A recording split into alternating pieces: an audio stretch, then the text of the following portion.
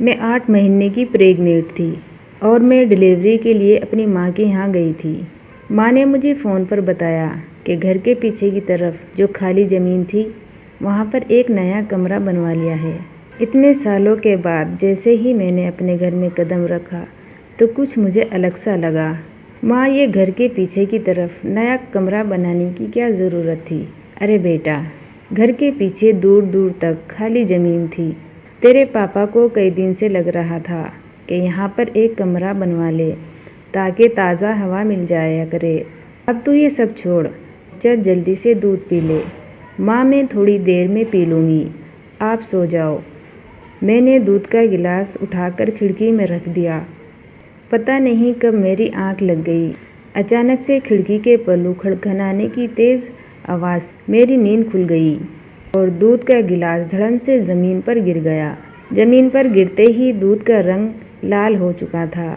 मैंने खिड़की से झांककर बाहर देखा तो चारों तरफ धुंध, अंधेरा ही अंधेरा था। अंधेरे की तरफ से कुछ आवाज़ें आ रही थी, जैसे छोटे बच्चे आपस में खेल रहे हो। इतनी रात को, इतनी घंघोर अंधेरी रात में बच्चों की आवाज़ कैसे आ रही है?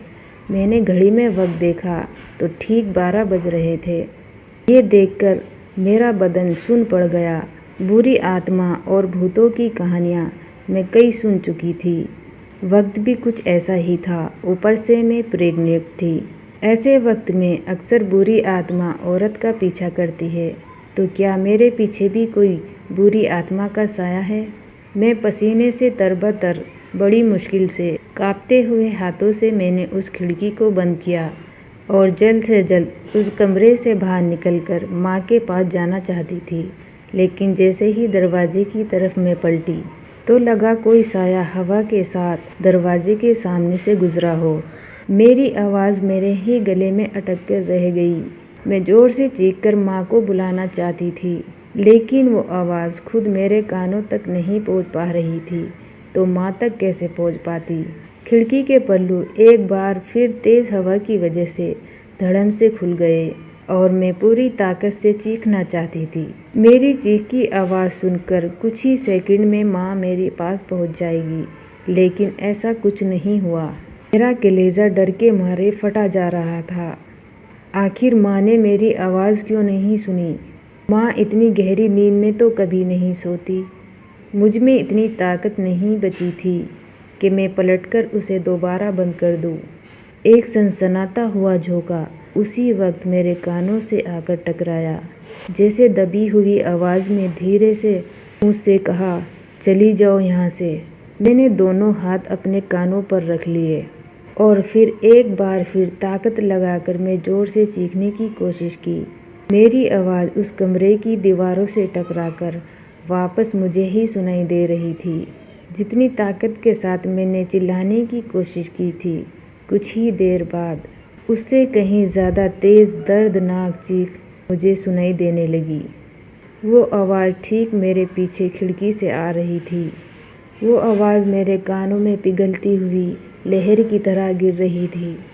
उन आवाज़ों में हैवानियत थी। वो आवाज़ किसी इंसान की तो नहीं थी, मैं समझ चुकी थी। कांपते हुए हाथों से मैंने अंधेरे में कुछ ढूंढने की कोशिश की।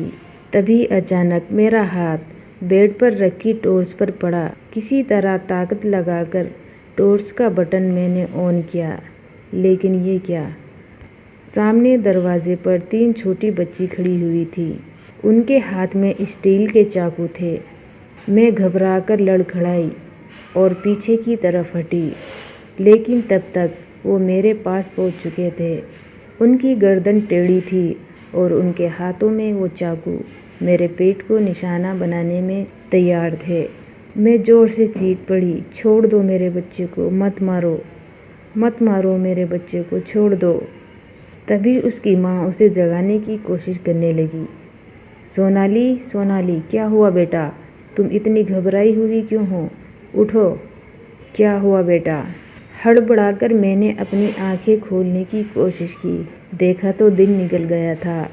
माँ मुझे जगा रही थी। मेरा चेहरा पूरी तरह से पसीने में लथपथ था।